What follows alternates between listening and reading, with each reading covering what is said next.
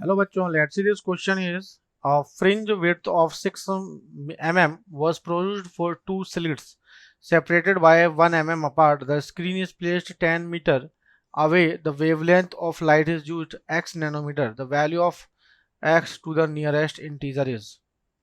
तो आप x की वैल्यू बतानी है. ठीक है. सो यहाँ पे हमें फ्रिंज विड्थ कितना दे रखा है बच्चों. बीटा की वैल्यू 6 इंटू 10⁻³ मीटर. ठीक है. और टू स्लिट्स है बच्चों कुछ इस तरीके से, वन स्लिट और ये हो जाएगा हमारे पास, दिस इज सेकंड स्लिट, है ना. अब दो स्लिट के बीच की डिस्टेंस आपको डी स्मॉल डी कितना दे रखा है. ये दे रखा है आपका 1 mm, 1 × 10⁻³ मीटर. ठीक है. और यहाँ से जो आपका जो सोर्स लगा हुआ है, यहाँ से ये जो स्क्रीन से बीच की डी की वैल्यू कितनी की बना है, दिस इज 10 मीटर. ठीक है. तो हमें क्या निकालना बच्चों, वेवलेंथ कैलकुलेट करना. तो लैम्डा की वैल्यू कैलकुलेट करनी है. So let we discuss here. So the value of the fringe width is beta is equal to lambda capital D upon small d. This is standard formula for the fringe width calculation.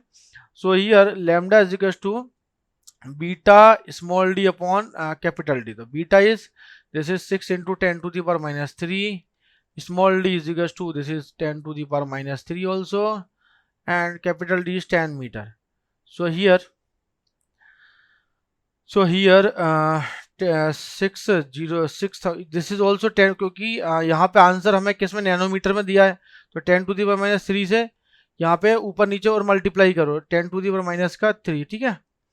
तो ये जाएगा 600. यदि मैं इसको ले जाऊंगा 10⁻² ऊपर जाएगा 600 और ये हो जाएगा 10⁻⁹. क्लियर.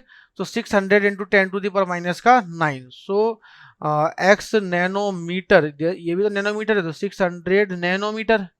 तो नैनोमीटर से नैनोमीटर कैंसिल, तो एक्स की वैल्यू क्या जाएगी बच्चों, this is 600. This is the nearest integer. क्या हो गया हमारे पास, 600 is our answer. So I hope you understand this question. So best of luck बच्चों.